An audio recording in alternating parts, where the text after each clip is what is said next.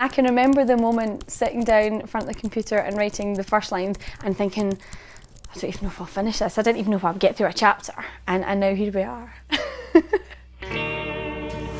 The main character is a girl called Dylan, and she is Glaswegian. There's a big train crash, and you can't really explain the plot without giving away the major thing, that it's about the afterlife, so she dies within the train crash.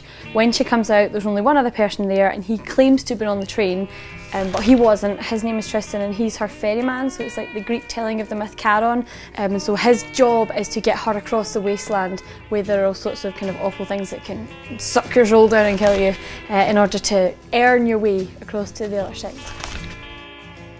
Quite pathetically, I always imagine myself in the central role. I think this is my way of pretending that I'm not 35, that I still am actually 15, 16, 17, which is blatantly not true anymore. But I just write a story that I would enjoy, first of all. And I realised I was writing lines in my head while I was driving.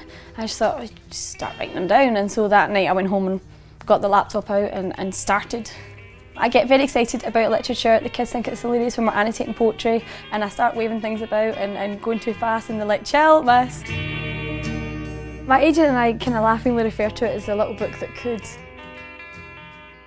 The White Horse Time, who's my Chinese publisher, their foreign manager did a publishing masters at Stirling University, so she had, I think, an interest in Scottish fiction. She picked it up and approached my UK publisher and said, can we have this? And we of course said yes. In October of 2015, I was Googling it, as you do, and I was on a site called Dang Dang, which is their kind of biggest online seller, and I was like, it's got 46,000 reviews. How can it possibly have 46,000 reviews? And that's when we started investigating and saw that it had gone massive.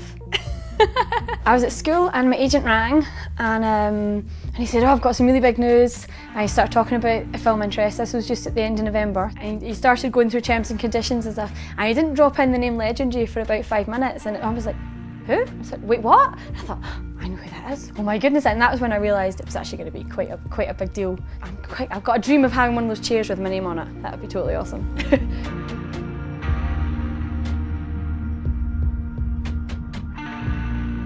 I just wasn't having time to write, so my options were to put my son into nursery 5 days a week, which I really didn't want to do, or to give up the teaching.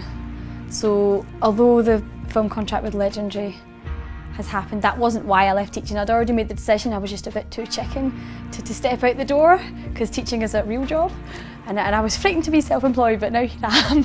Hopefully it'll be all right. I shall just keep ploughing them out, and some of them will just sit on my laptop forever, and that's fine. I enjoyed writing them, and others, well, they might turn into another Ferryman. That'd be great.